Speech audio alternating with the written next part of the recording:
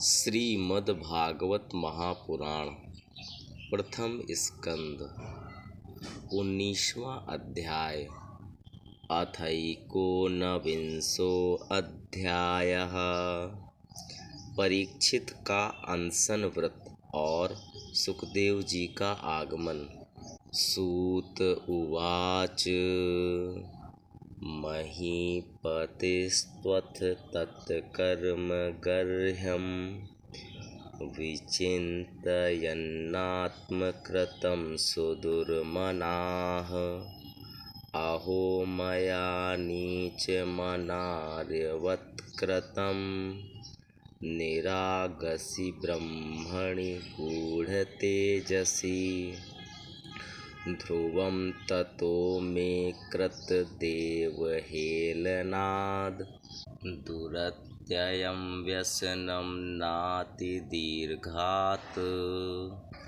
तदस्तु कामं त्वग्निष्कृताय मे यथा न कुर्यां पुनरेवमथा।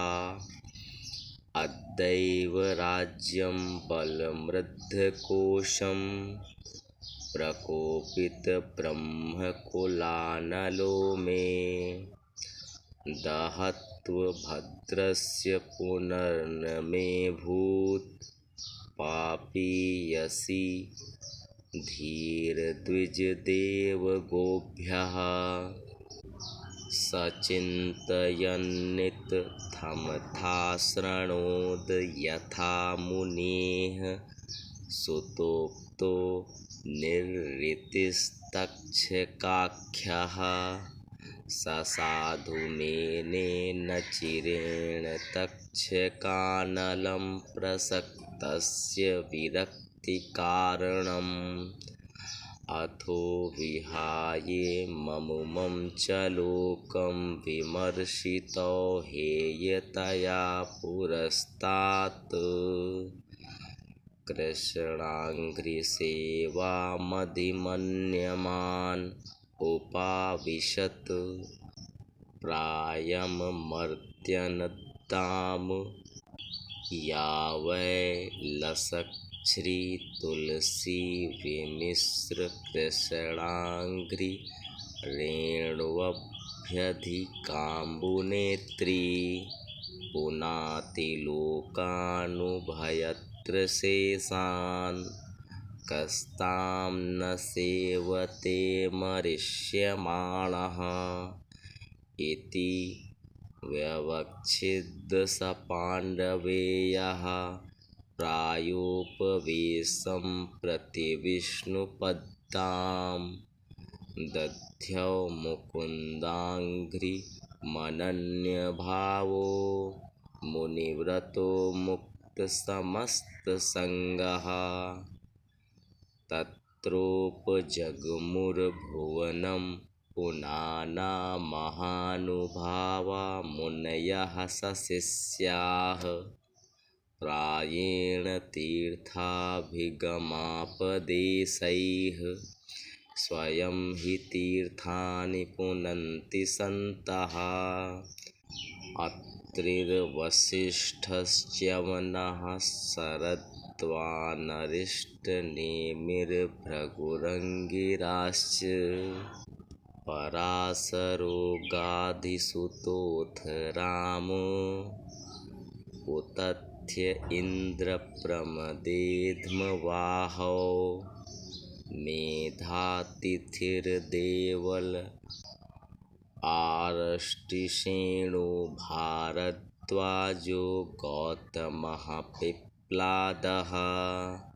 मैत्रेय औरवः कवशः कुम्भयोनिर्द्वैपायनो भगवान्नारदश्च।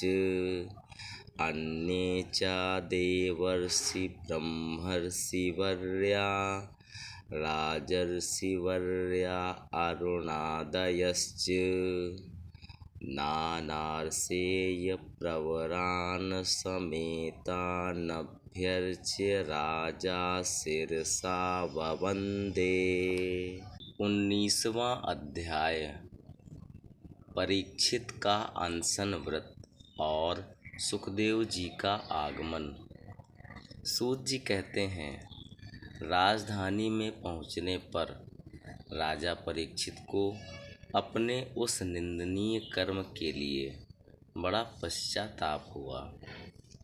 वे अत्यंत उदास हो गए और सोचने लगे, मैंने निरपराध एवं अपना तेज छिपाए हुए ब्राह्मण के साथ अनार्य पुरुषों के समान बड़ा नीच व्यवहार किया। यह बड़े खेद की बात है।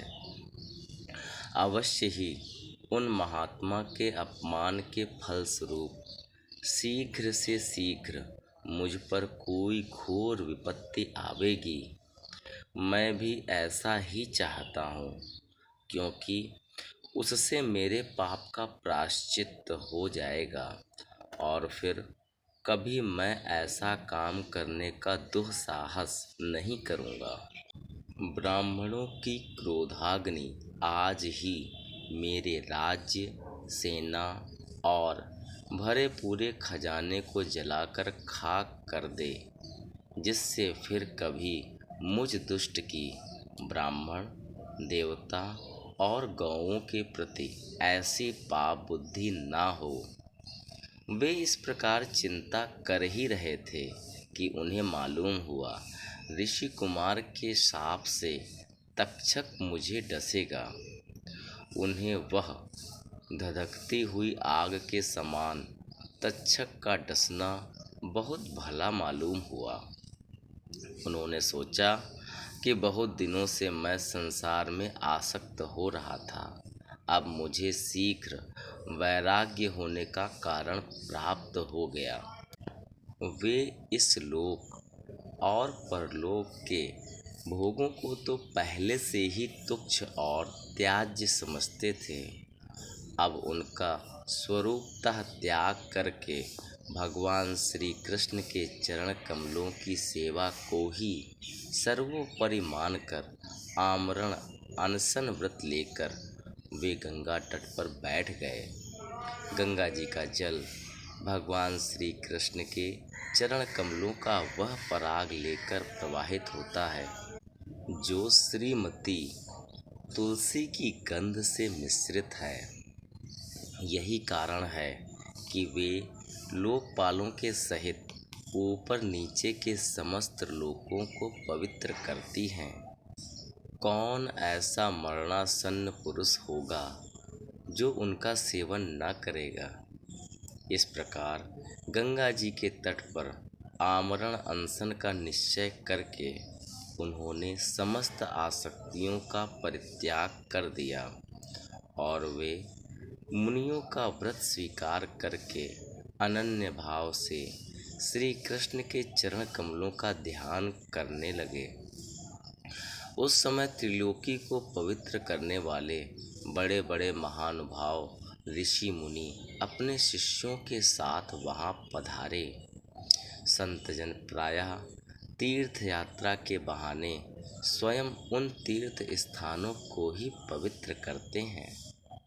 उस समय वहां पर अत्रि, वशिष्ठ, च्यवन, शरद्वान, अरिष्टनेमि, भृगु, अंगिरा, पराशर, विश्वामित्र, परशुराम, उतथ्य, इंद्रप्रमद, इदमवाह, मेधातिथि, देवल, आष्टसेन, भारद्वाज, गौतम, पिप्लाद, मैत्रेय, औरव, कवस, अगस्त्य, भगवान व्यास, नारद तथा इनके अतिरिक्त और भी कई श्रेष्ठ देवर्षि, ब्रह्मर्षि तथा अरुणादि राजर्षि वर्यों का शुभागमन हुआ। इस प्रकार विभिन्न गोत्रों के मुख्य मुख्य ऋषियों को एकत्र देखकर राजा ने सबका यथा योग्य सत्कार किया और उनके चरणों पर सिर रखकर वंदना की।